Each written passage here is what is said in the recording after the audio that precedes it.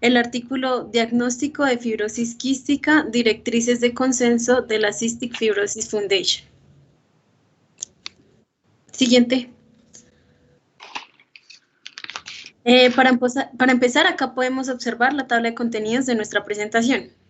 Y vamos a comenzar con la introducción. El artículo pues nos habla sobre la necesidad de mejorar y lograr estandarizar los criterios sobre un diagnóstico adecuado de fibrosis quística a nivel mundial.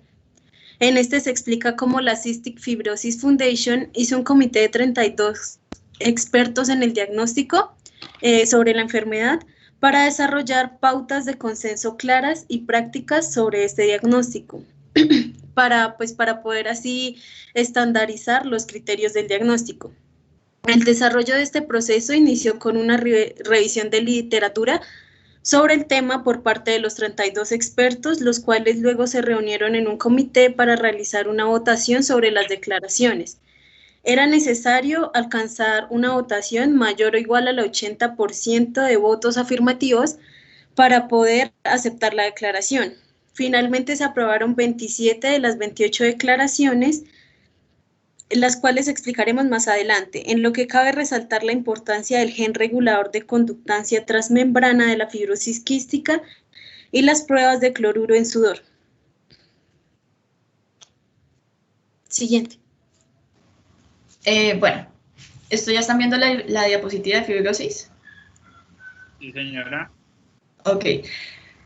Como tal, el artículo trata sobre fibrosis quística, entonces vamos a profundizar un poco más en la enfermedad.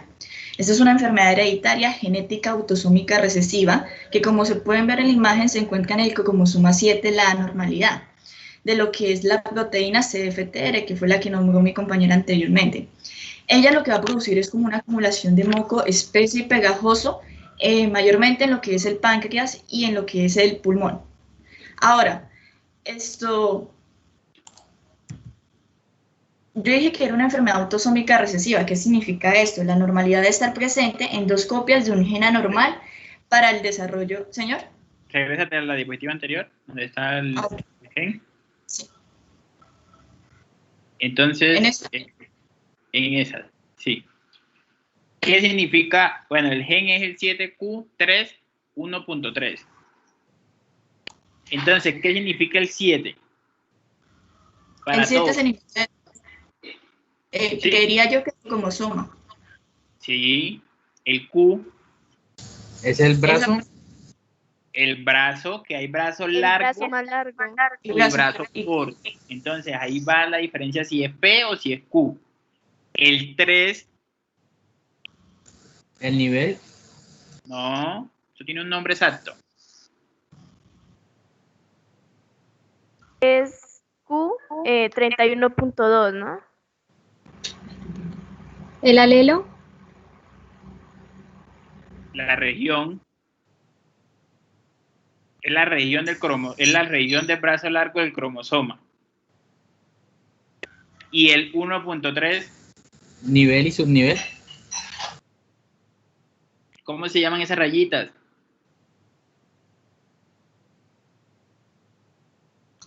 ¿Se lo vieron en biología? Pues no lo han visto en genética porque no han visto genética, pero lo vieron en biología.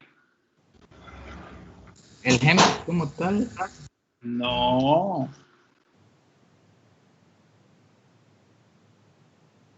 Dayana, si Dayana es la que estaba hablando, ¿cómo se llama?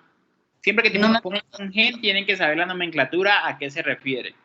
No recuerdo en ese momento, profe. Bandas.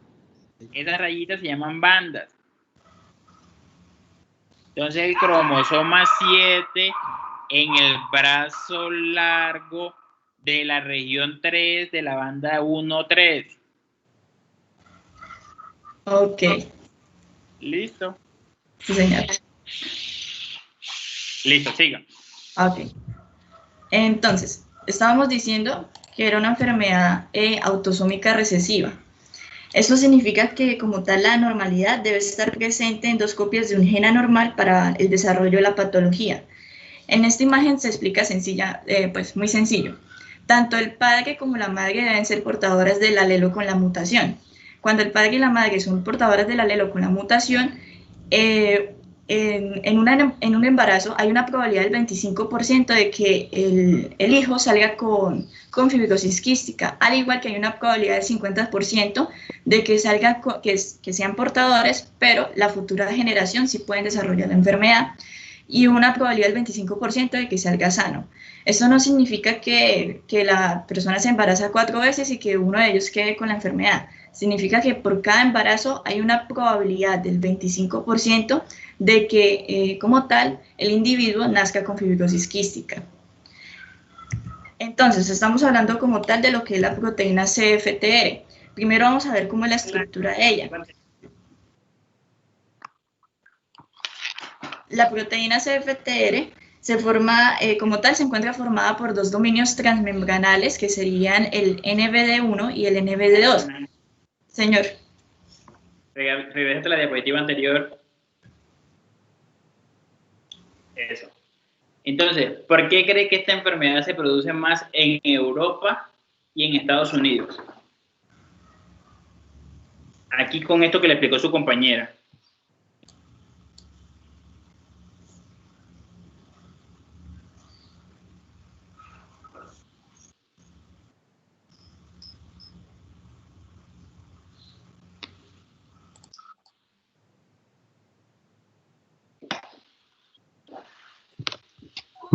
Por la predisposición genética que tienen los caucásicos. Pero ¿cuál es la predisposición genética? O sea, ¿por qué en ellos, bueno, Dayana no lo dijo, pero en Estados Unidos 1 de cada 400 niños tiene probabilidad de que nazca con fibrosis quística? Por eso es que ellos lo tienen allá tan estandarizado principalmente. Ahí, o sea, ahí en la gráfica se explica por qué. ¿Hay mayor número de portadores o el gen circula? Exactamente, Esteban. Entonces ustedes lo van a ver en genética, pero pues acá se involucra tanto la parte de genética, biología molecular y bioquímica en esta asignatura. Entonces, el número de portadores que hay en Estados Unidos es mucho mayor de los portadores que existen en el resto del mundo. Entonces, por eso allá ellos hacen la recomendación que si yo, que soy un hombre, tengo totalmente seguro de que yo soy portador de fibrosis quística, lo ideal es que no me relacione con una mujer con fibrosis quística. ¿Cómo es esa forma de saber si tengo una mujer o si mi pareja también es portadora de fibrosis quística?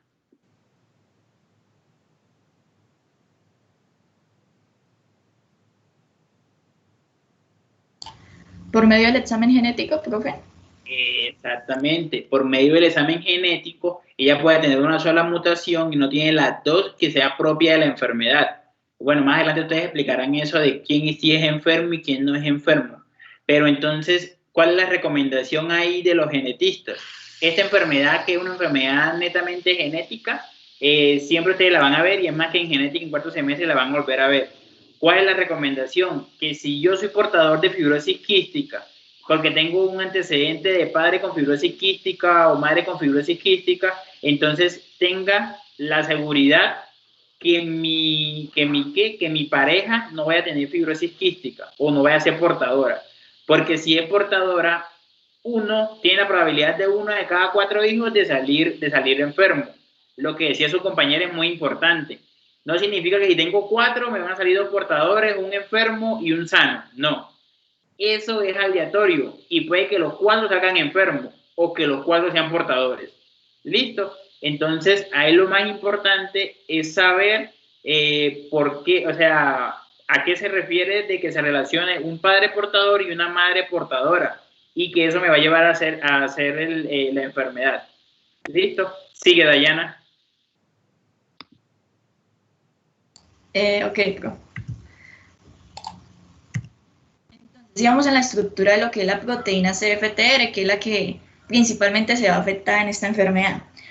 Lo voy a explicar de manera sencilla. Como tal, está formada por 2 subunidades transmembranales, que serían la NBD1 y la NBD2, y tenemos un receptor. Entonces, ¿qué es lo que va a pasar? a este receptor hidrofílico le va a llegar un segundo mensajero, el AMP cíclico. El AMP cíclico se une y a estas proteínas transmembranales se le va a unir lo que es el ATP. Cuando se le une el AMP cíclico al receptor y ellas reciben el ATP, por hidrolización se abren y permiten el paso de los iones de cloro. Ese es el funcionamiento normal y se supone que siempre deberían funcionar de esa manera. Pero, bueno, hay que recalcar algo. Como tal, esta proteína CFTR es una glucoproteína que, en pocas palabras, como vimos, se va a encargar del transporte de los iones de cloruro, aunque también se encarga de los transportes de algunos canales auxiliares de cloruro, al igual que los canales de sodio. Los canales de sodio más que todo es por el gradiente de electronegatividad. Entonces, teniendo claro esto, tenemos que saber que como tal, esta proteína se va a encontrar localizada en lo que es en las membranas apicales de las células epiteliales, más que todo en lo que es las vías aéreas, en las glándulas submucosas del tracto gastrointestinal, en la vesícula biliar, en el hígado, porque también se ha visto que pues afecta al hígado, pero eso es un bajo porcentaje, y también a nivel del páncreas. Cualquier mutación que haya a nivel de esta proteína va a ocasionar lo mismo, no va a permitir el paso de los iones de cloruro. Entonces, teniendo en cuenta esto, desde 1989, que fue la primera vez que se observó la mutación, aislando el gen y haciendo su clonación, en 2005 ya habían descubierto más de 1.385 mutaciones, y en la actualidad más de 2.000 mutaciones. Pero la mutación más frecuente y en la que nos centramos porque la mayoría de artículos se centraron en esa, fue una desviación en la posición 508 de la fenilalanina, como se puede observar en esta imagen. Bueno, ahora vamos a tener algo en cuenta. Como tal, una mutación de esta proteína se puede presentar en 4 clases. La clase 1, que es cuando no se forma proteína dentro del núcleo. La clase 2, que es cuando sí se forma la proteína, pero no hay un correcto plegamiento de ella. La clase 3, que es cuando la proteína se forma, llega a la membrana, pero no funciona. Y la clase 4, que es cuando la proteína llega a la membrana, pero tiene un mal funcionamiento. La deleción de la fenilalanina en la posición 508 se presenta en la clase 2, entonces en esta es la que nos centraremos. Ahora, durante todo el artículo todos pudimos leer que lo que más resaltaban era como la concentración de cloruro en sudor. ¿Por qué se da esto? El funcionamiento normal, un ejemplo normal es que cuando hacemos ejercicio, pues nuestras glándulas sudoríparas empiezan a excretar más sudor de lo normal. Ese sudor viene con una acumulación tanto de cloro como de sodio, y eso es lo que encontramos en la epidermis. Por eso cuando nosotros pues olemos o sentimos el sudor, vemos que el sudor es como salado, es por eso. Pero cuando la piel ya está fresca, hay una reabsorción de los iones de cloruro y sodio. ¿Qué pasa con las personas que tienen fibrosis quística? En las personas que tienen fibrosis quística, al haber un daño a nivel de lo que es la proteína CFTR, la reabsorción no se da correctamente, no se da como tal, no hay reabsorción.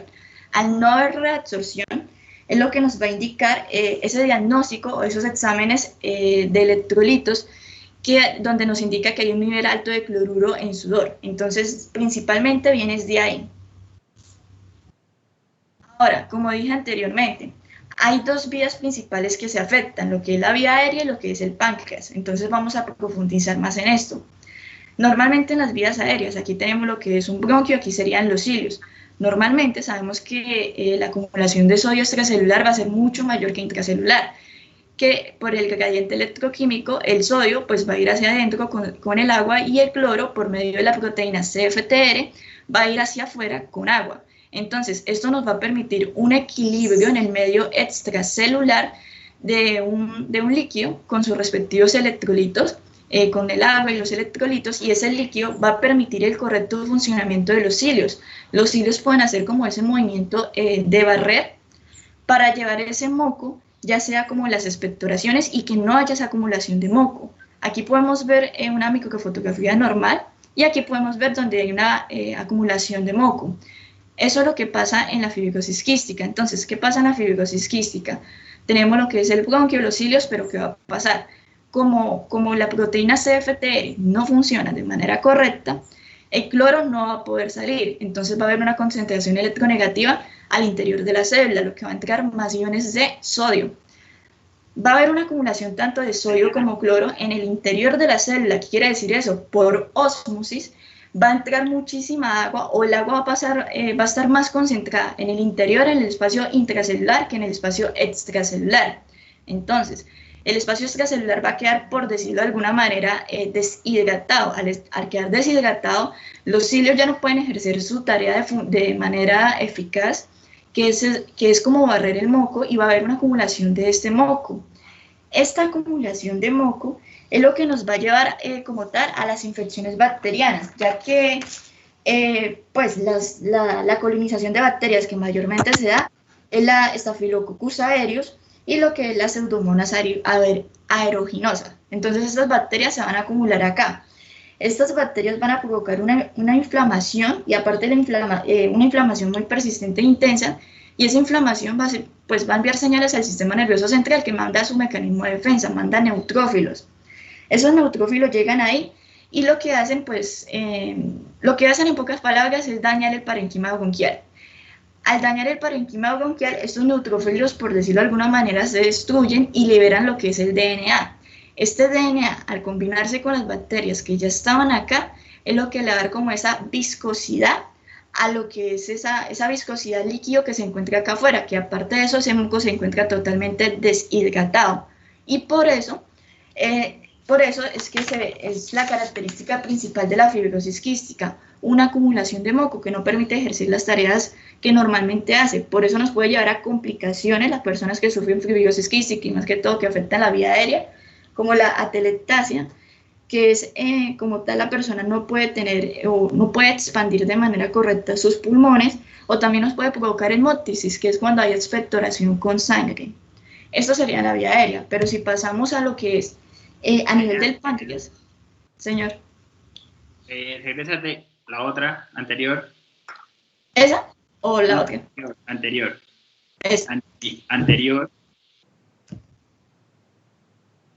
Creo que no se está viendo, profe. No, sí se está viendo, pero necesito ver la donde estaba hablando de cómo funcionan los canales. Sería esa que tengo acá. La primera que hablaste de bioquímica. Sería esta, donde está la glándula sudorípara. No, la anterior, Dayana. Anterior. Esa. Ok. Entonces, es que lo dijiste a muy grandes rasgos, Dayana. Y recuerda que la gracia de esta materia es identificar la parte bioquímica o de biología molecular al momento de sufrir alguna enfermedad. ¿Listo?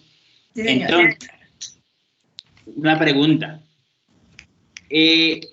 ¿Por medio de qué mecanismo se hace la apertura de los canales de cloruro y de sodio por la CFTR? ¿Eso no es cuando llega el AMP cíclico? Sí, cuando llega el AMP cíclico. ¿Y el AMP cíclico qué va a producir? Una proteína que se llama...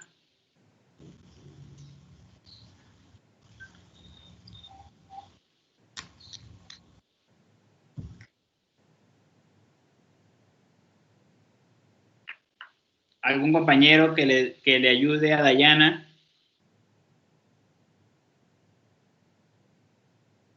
La proteína quinasa. La proteína quinasa A, que ni siquiera la mencionaste, Dayana. Sí, señor, sí, señor. Entonces, la proteína quinasa A, ¿qué va a hacer? Entonces, el AMP cíclico va a producir la proteína quinasa A. La proteína quinasa A, ¿qué va a hacer en el dominio R de la CFTR? Va a fosforilar. Va a fosforilar. Tampoco lo dijiste. ¿Y ahí cuando... esa fosforilación de la CFTR? Cuando fosforila provoca la unión de lo que es las ATPs a los dominios transmembranales, y eso es lo que lleva a la apertura del canal. Exactamente. Cambio conformacional. Entonces, eso es el mecanismo por el que funciona normalmente todo este complejo. O sea, el AMP cíclico que el que va a ser sensible al AMP cíclico, ¿quién va a ser? El dominio R. El dominio R de la CFTR es el que va a llegar al AMP cíclico y ahí va a producir la proteína quinasa A, que esta va a fosforilar la CFTR para abrir los canales de cloruro y de calcio, que siempre se abren a favor del gradiente de concentración. ¿Listo? Pero entonces, ¿cómo se hace para que se produzca el AMP cíclico? O sea, ¿qué estímulo debe tener en el cuerpo para que eso se produzca? De forma normal, no estamos hablando en la fibrosis quística. Por medio de ATP. O sea, por medio del ATP se produce AMP cíclico porque una proteína G Sí, está unida. ¿qué lo estimula? Una proteína G. No.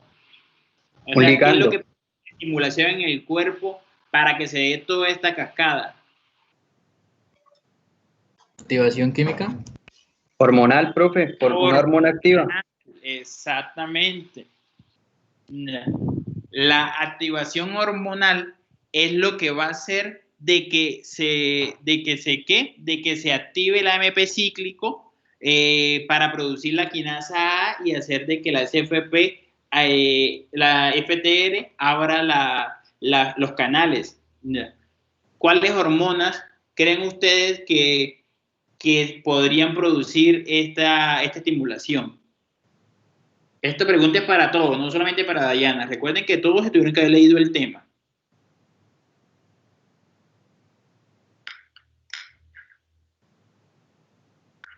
Son 5, díganme dos, cualquiera. Una y una. No. Les digo una, no, es que si les digo las dos fáciles, entonces no me dicen las otras difíciles. ¿Epinefrina? Epinefrina es una de las hormonas, sí señora. Acetilcolina. Sí, la podría producir, pero no es tan exacto para que se produzca esta cascada. Entonces, es principalmente la epinefrina, la prostaglandina E1, la prostaglandina E2, la adenosina, el péptido intestinal principalmente. Son los que producen son los que producen el estímulo para que el AMP cíclico se active en el dominio R. Recuerden que en qué porción, si yo les pregunto en qué porción de la FTR va a actuar, es en el dominio R. Listo, que ahí tú lo tienes en el colorcito verdecito. Que ese dominio R es el que va a permitir la apertura del canal. Y ahí sí pasa todo lo que tú explicaste más adelante, con el sodio y con el cloruro principalmente. ¿Listo? Pero entonces, ya saben, ¿qué necesitan de estímulo para que el AMP cíclico funcione? Son hormonas. Las hormonas son las que les mencioné. Y ahí el AMP cíclico va a producir proteína quinasa A, que la proteína quinasa A es la que va a fosforilar a la SFTR en el dominio R para que se haga la apertura de canales, que es la imagen que ustedes tienen ahí. Y ahí está lo que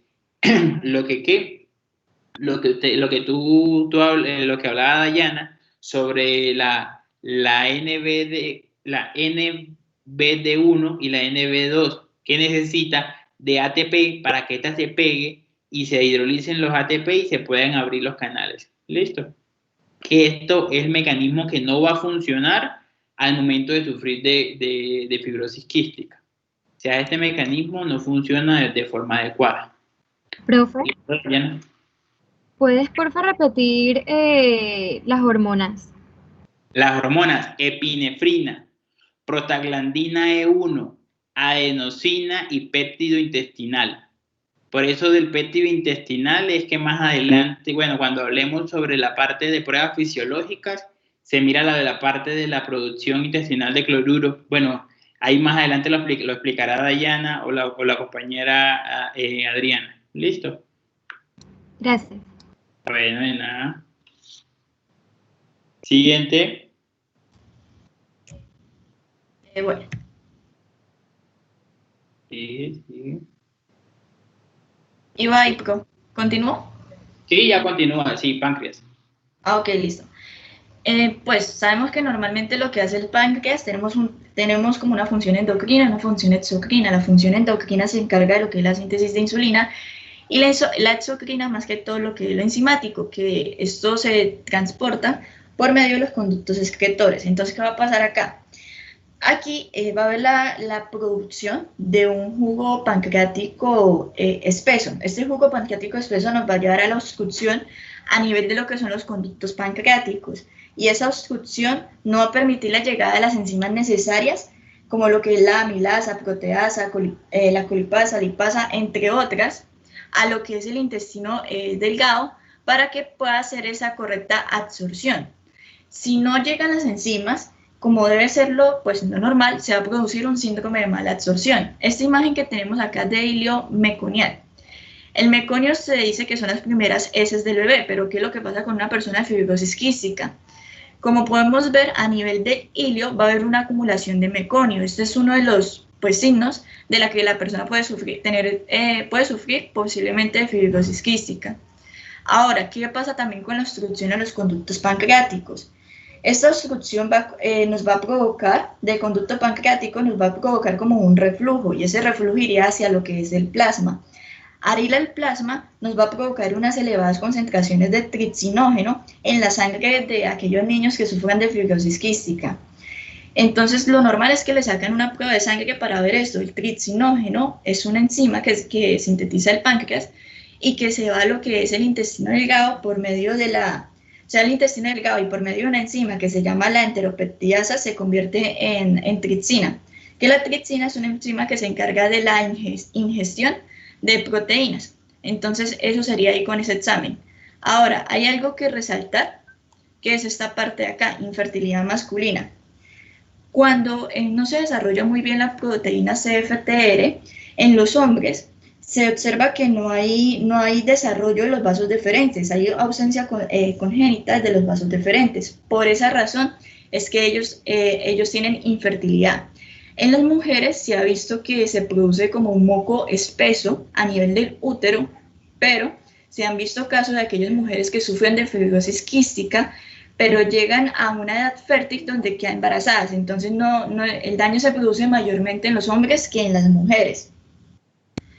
Como se presenta una obstrucción a nivel del páncreas, entonces va a haber una acumulación de todo ese jugo ahí. Eso nos va a llevar a una insuficiencia pancreática, y la insuficiencia pancreática, como vimos anteriormente, la conectamos con lo que es la mala absorción a nivel del intestino, y esta mala absorción no va a permitir que se puedan reabsorber vitaminas liposolubles como lo que es la A, la D, la E y la K. Aquí la que más afecta es la vitamina E. Esta vitamina como tal es un antioxidante que protege a las células contra los daños de los radicales libres. Algo que leí era que esa insuficiencia pancreática también puede provocar, pues, ese deterioro progresivo del páncreas, también puede desarrollar una disminución en la tolerancia de la glucosa, ocasionando diabetes mellitus. Leí que estos pacientes o este tipo de casos en el 20% de pacientes que tienen fibrosis quística a los 30 años. Sí. Bueno, primera pregunta, Dayana. ¿Cómo es el meconio en los pacientes con fibrosis quística, en los recién nacidos con fibrosis quística?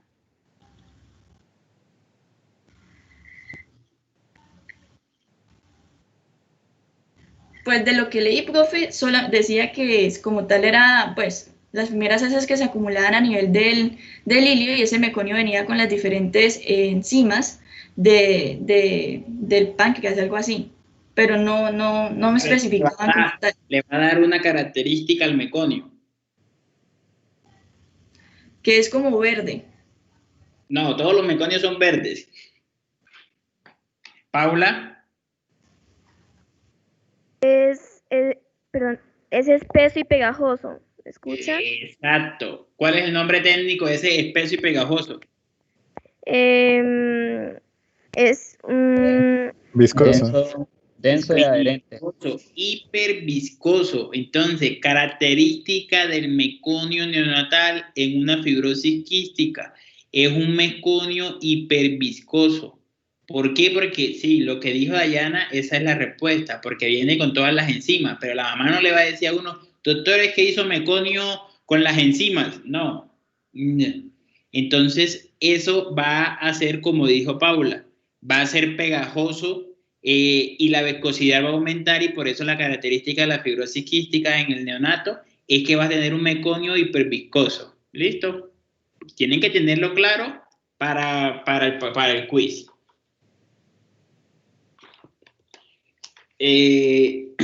Listo. Y otra pregunta, Dayana. ¿Dónde se hace el acúmulo de secreciones mayormente, aparte del páncreas y los pulmones? En los pacientes con fibrosis quística.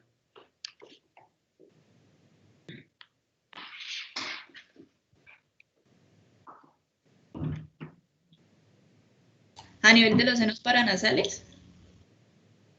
Sí, o sea, eso está incluido en la vía respiratoria. Pero hay otros sistemas que también van ¿cómo se llama? A sufrir un acúmulo de secreciones en el organismo principalmente.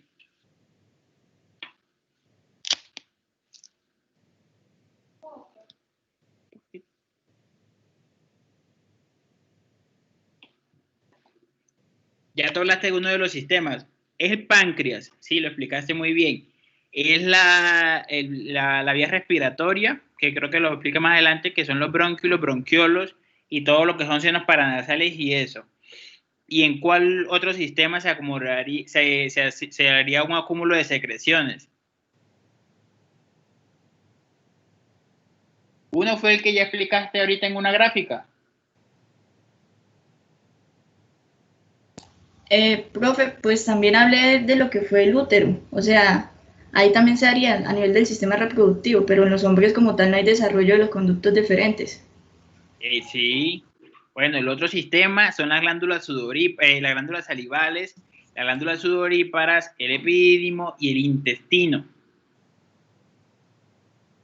Esos son los sistemas donde se haría mayor acúmulo de secreciones en los pacientes con fibrosis quística, pero siempre donde más se afecta es en la parte del páncreas, que fue lo que tú explicaste actualmente, y en la parte pulmonar, que muchas veces en países en subdesarrollo como nosotros, que no, más adelante en el laboratorio hablamos sobre eso, que los laboratorios que se le hacen a los pacientes con fibrosis quísticas son muy específicos, y al ser muy específicos tienen que estar esos laboratorios avalados. Entonces, por lo menos aquí en Cúcuta, si te da fibrosis quística, te mordió la lola, ¿sí? O sea, eso no hay nada que hacer. O sea, ¿por qué? Porque no tenemos los medios cómo llegar al diagnóstico de forma certera. Y de pronto no lo pensamos tan comúnmente que si te pasa en Estados Unidos. Porque en Estados Unidos es una enfermedad muy común, muy común. Entonces casi siempre se dan cuenta es por las enfermedades respiratorias recurrentes, que es secundario a lo que tú explicaste de lo espeso del moco y que el moco o sea, se vuelve totalmente viscoso y eso hace de que se haga una colonización bacteriana y terminen dando infecciones respiratorias, sean neumonías, sean sinusitis, sean infecciones respiratorias altas, sean amigdalitis, eso de forma repetitiva. Y termina el pediatra pensando en eso ya como última opción, es que nos dio fibrosis quística. ¿Listo? Sigue, Dayana.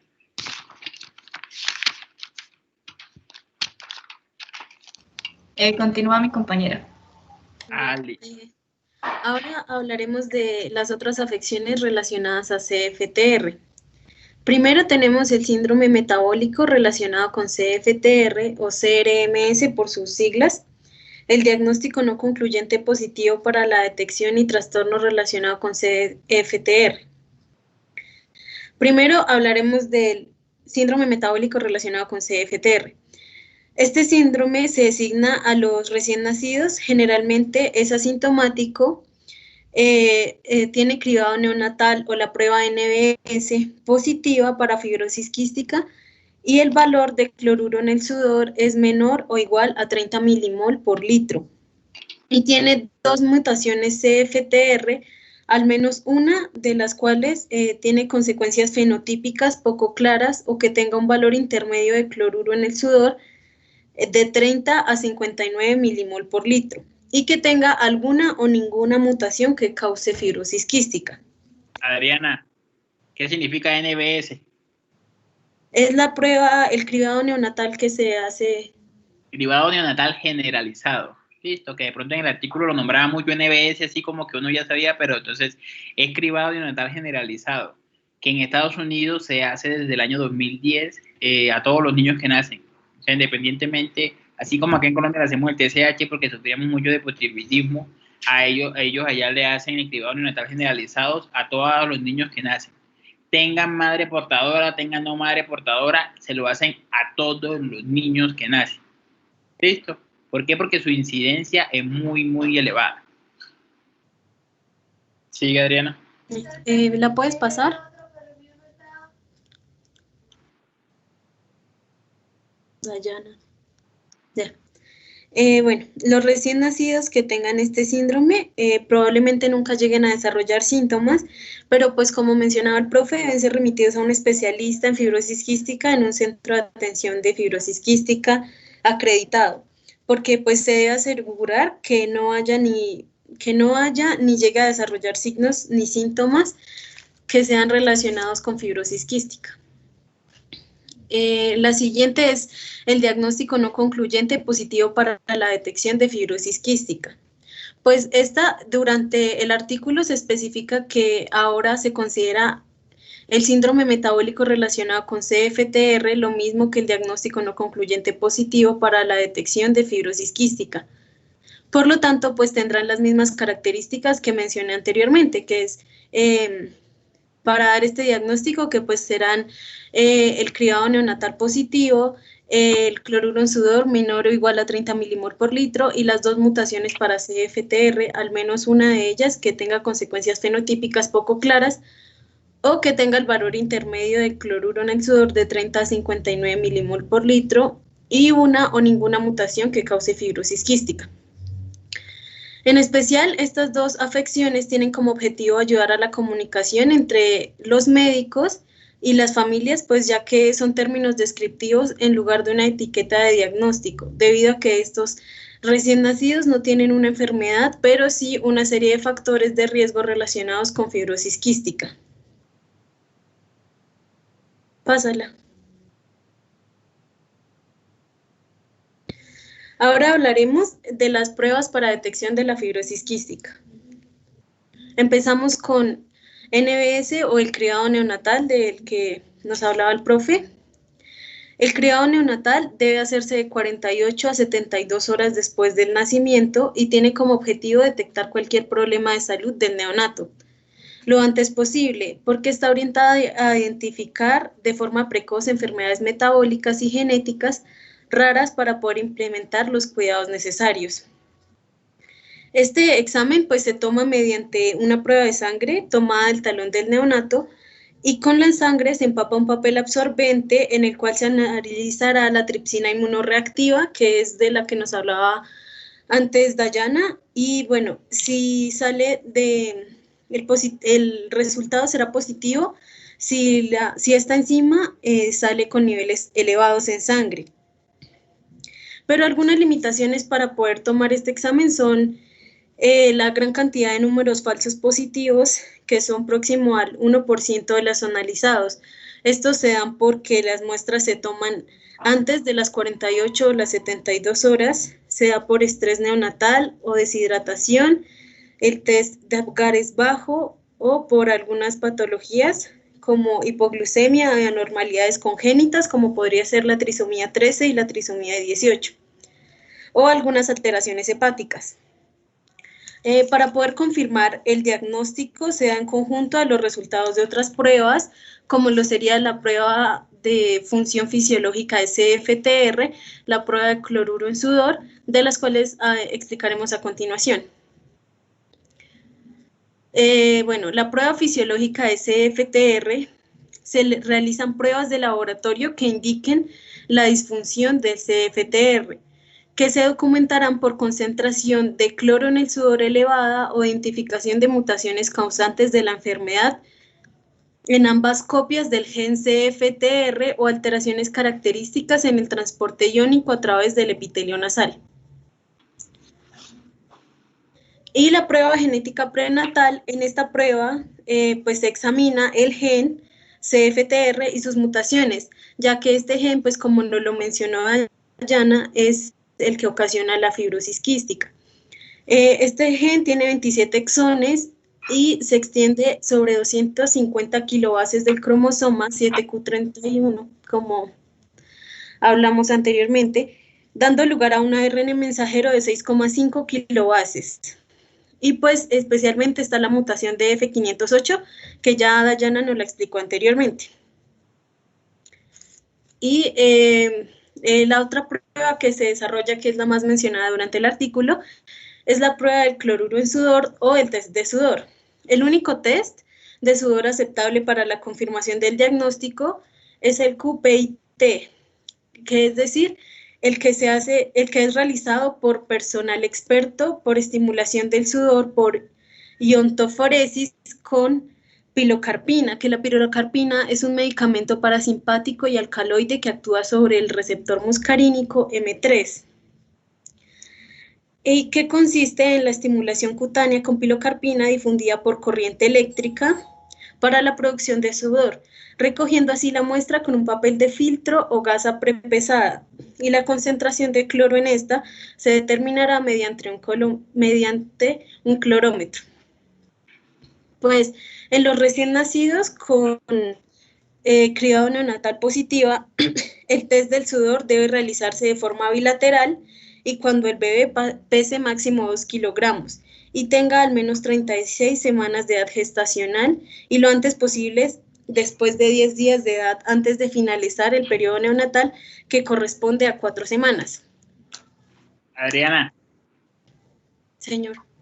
Mínimo 2 kilogramos. O sea, si el niño nació bajo de peso o en prematurez extrema, el niño debe pesar más de 2 kilogramos. O sea, la prueba se toma cuando está mínimo, no es máximo, porque los niños ninguno pesa menos de 2 kilos. El que pesa menos de 2 kilos, algo le pasó, casi siempre está pretérmino principalmente, ¿listo? Y eso deben tenerlo en cuenta las características en las que se toma el cloruro en sudor, que son las que tú dijiste, pero entonces que sea más de 2 kilogramos, que sea en el periodo neonatal va hasta la 4ª semana, y si el niño nace de prematuro, es decir, que tiene menos de 36 semanas, se le debe de corregir la edad gestacional hasta que tenga 36 semanas.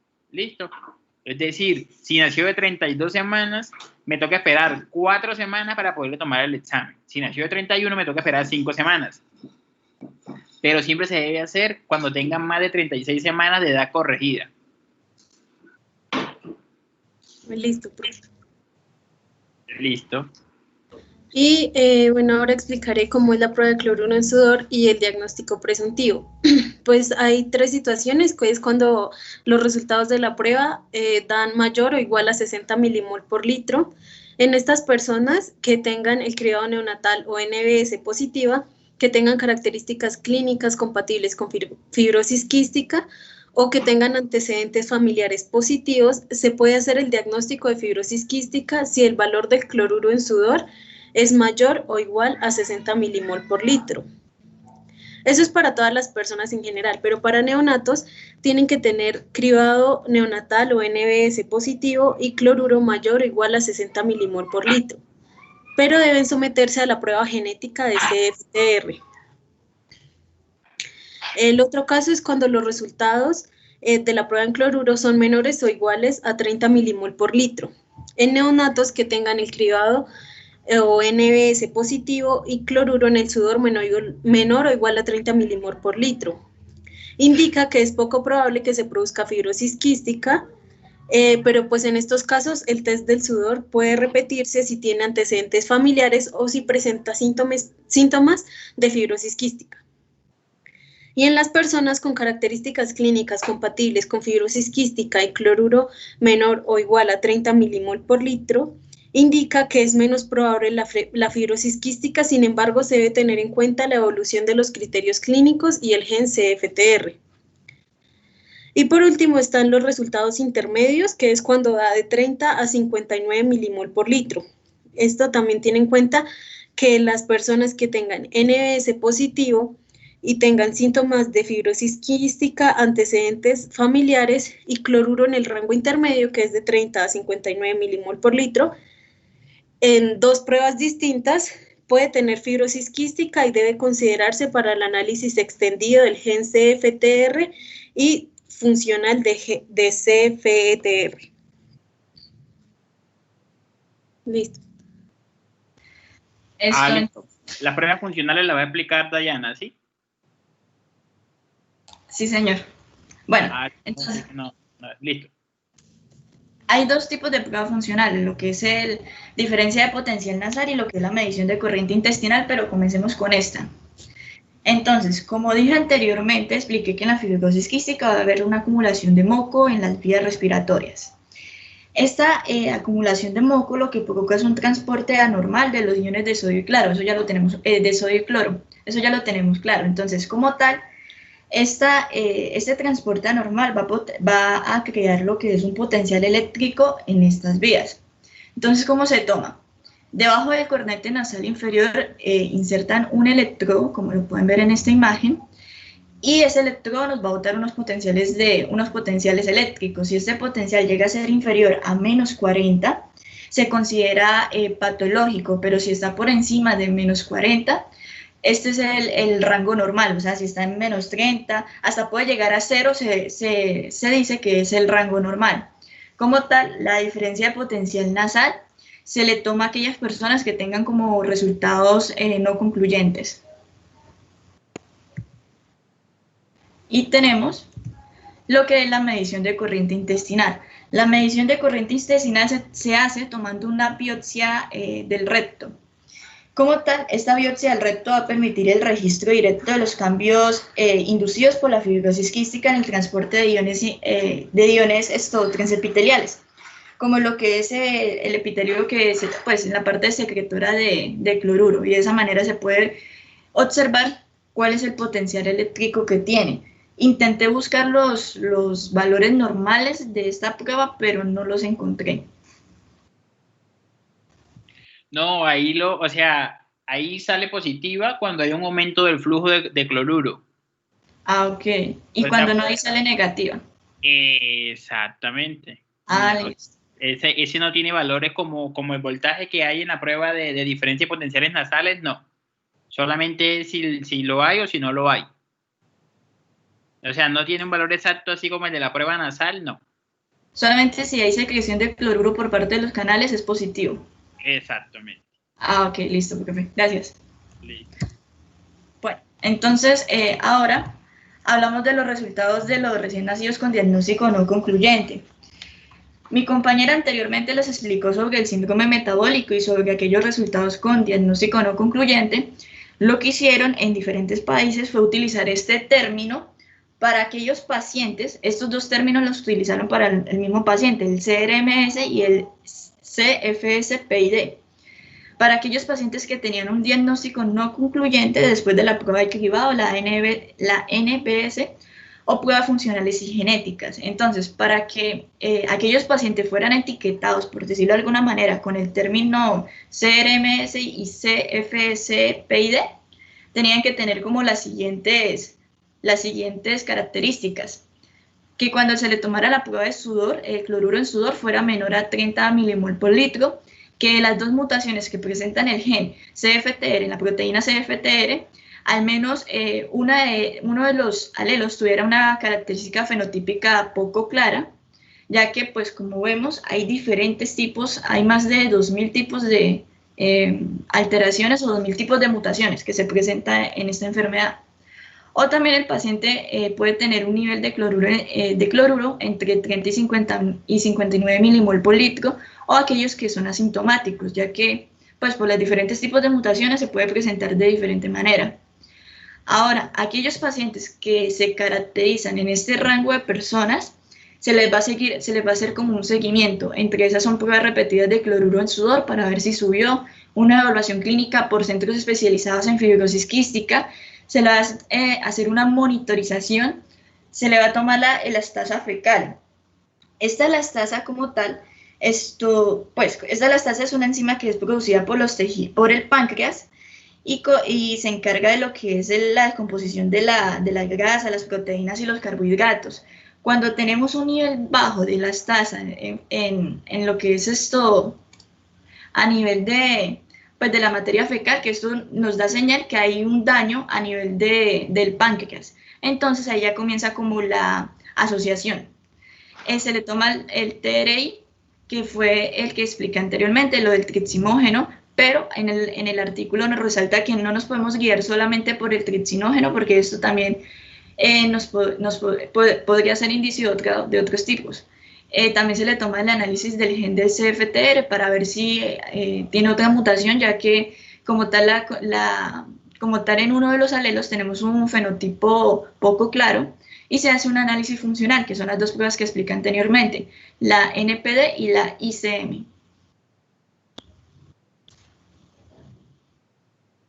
Sigue Adriana. Bueno, ahora hablaremos de los individuos no examinados. Estas son personas que tengan síntomas de fibrosis quística que deben utilizar los mismos criterios de diagnóstico recomendados para la población examinada.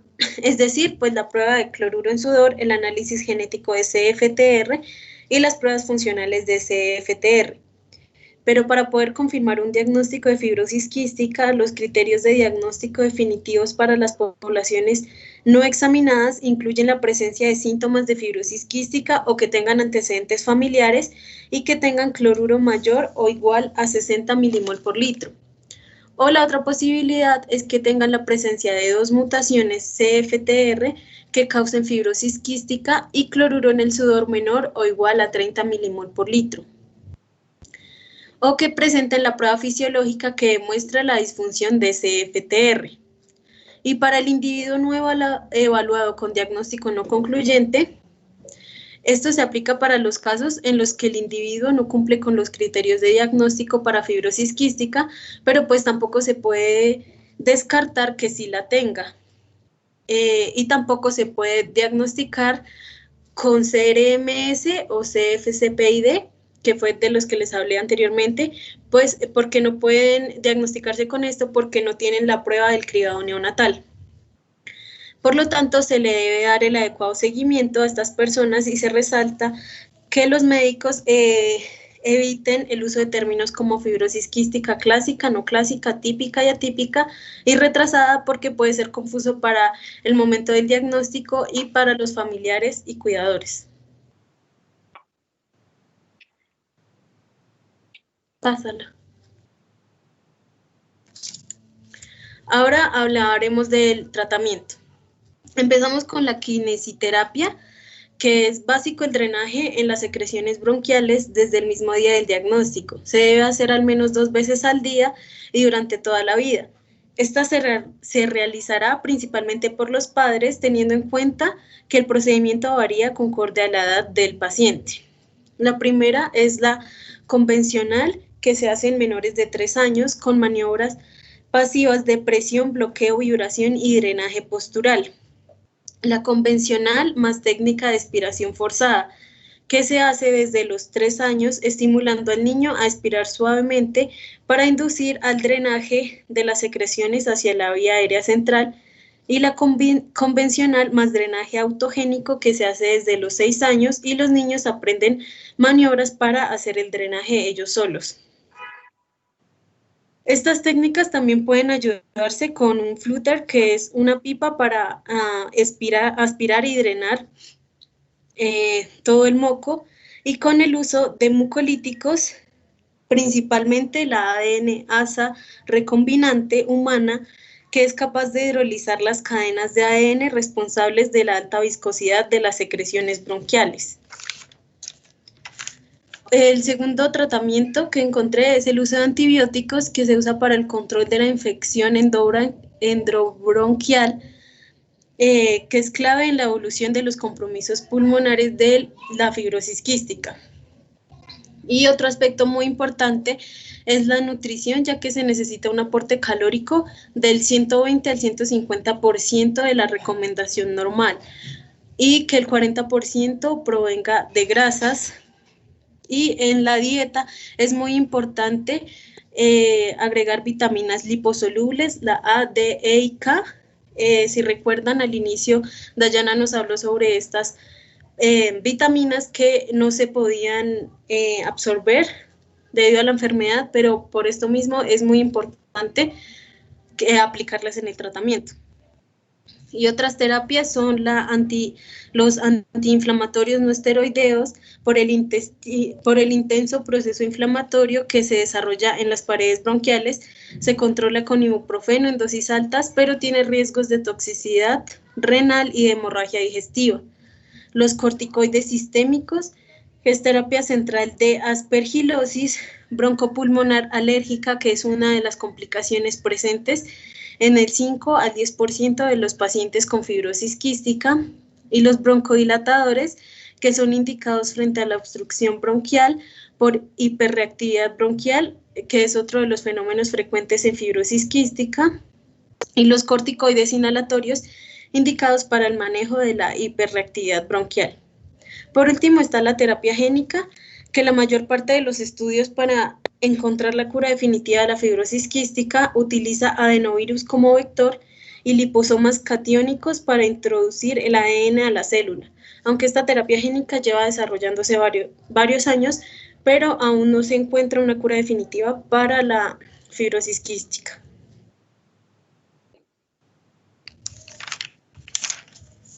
Bueno, dentro de otros medicamentos se pueden encontrar unos que son muy precisos, que son los medicamentos moduladores de CFTR.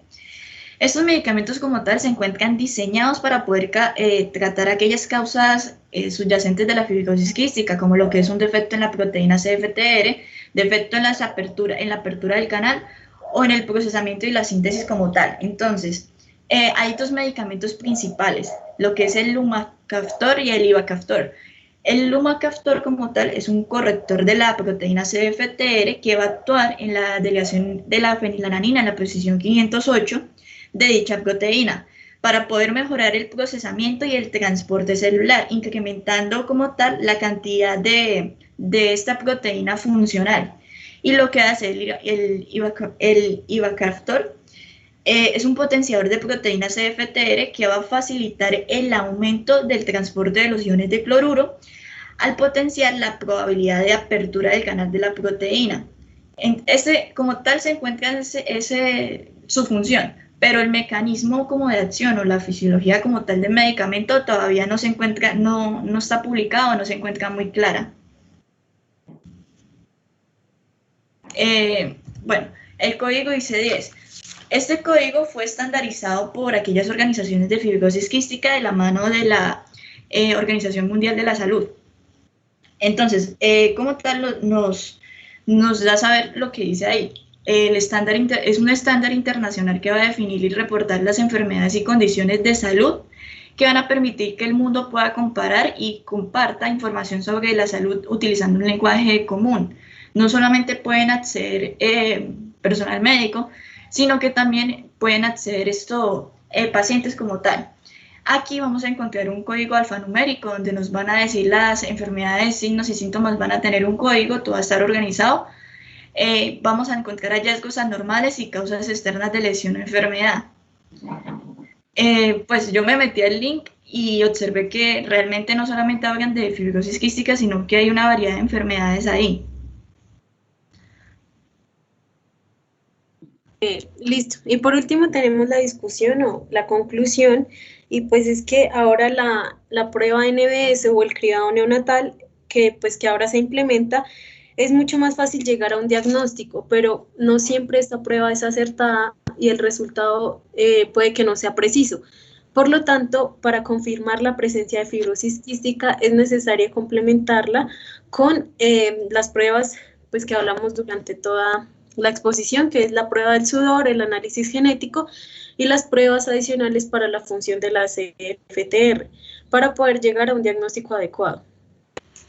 Profe, al comienzo nombré que el hígado también se vería afectado acá, pero el hígado se ve afectado o sea, en la mayoría de los casos el hígado no se ve afectado, pero sí hay un porcentaje. Lo que pasa con el hígado es que los conductos biliares intrahepáticos tienen una secreción de bilis espesa, que normalmente se almacena ahí. Hay una concentración de bilis espesa, y esa concentración de bilis espesa va a provocar como una atrofia en el parénquima hepático que nos va a llevar a una cirrosis multilobular, teniendo en cuenta que el hígado pues se divide en lóbulos, y esa cirrosis multilobular estamos hablando de una cicatrización que se produce a este nivel, llevándonos a una insuficiencia hepática. Como dije, esto se observa en muy pocos casos, pero ahí lo decían en un artículo. Listo.